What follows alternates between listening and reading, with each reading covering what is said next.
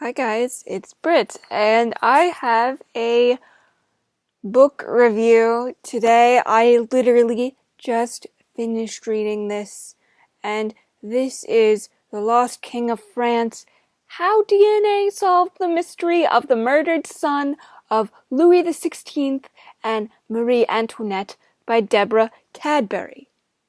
You'd think, with the subtitle, How DNA Solved the Mystery of the Murder, there would be actual,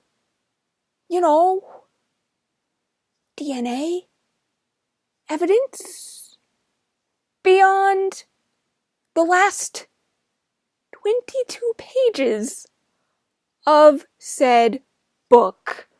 Now, this book was split into two parts. The first half was the life of Marie Antoinette, Louis the 16th, and the daughter and son, the daughter Marie Therese, and their son Louis Charles, and the suffering of the royal family, who was, I'm sure you guys know the story, but I'll give you a brief rundown. So, the fall of the royal family was really, really tragic. Basically, Marie Antoinette and Louis XVI were plagued by what now we would call fake news and propaganda. And while Marie and Louis weren't perfect, they certainly did not deserve to endure the suffering that they did, especially this entire royal family. And the surviving daughter, Marie Therese, was the only one to survive the ordeal. Louis was executed by guillotine, and a year after, Marie also befell the fate of the guillotine because of the French Revolution, which should not have happened in the first place because, like I said, the royal family was destroyed on false claims and propaganda because, one, Marie Antoinette was not French but Austrian, and they did not like the idea of a foreign ruler, and French and Austria were not on the best of terms. And two, Louis was a very timid man. They found whatever excuse they could to pick on him. And that's part one.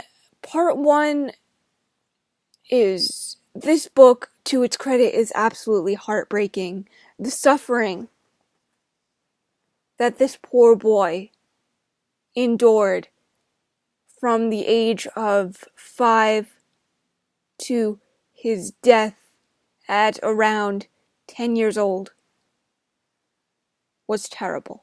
They locked him in a tower, they beat him, they held him prisoner, they essentially brainwashed him into thinking that his mother, his aunt, and his sister did not love him anymore, and his captor, Simon, frequently beat him and tortured him, and when his captor finally died, they put him in an actual prison where this poor boy gradually went insane and basically suffered from severe bouts of depression. And by the way, they never told him that his mother died, so he was left to think that his mother abandoned him, and he had hopes that maybe one day she would come to his rescue, but of course she couldn't because she had been dead, and nobody had the courtesy of telling this poor boy that his mother, who loved him so dearly, was not going to come to his aid. This book, while it was very touching, suffered so much from lack of editing, and this was how many pages? Not including the cliff notes, or not cliff notes, resources, was 274 pages. If you took out 90% of part 1, this probably easily could have sufficed being only a 150-page well-researched novel. Alas, it rambled, and it gave information that was unnecessary and irrelevant to the text.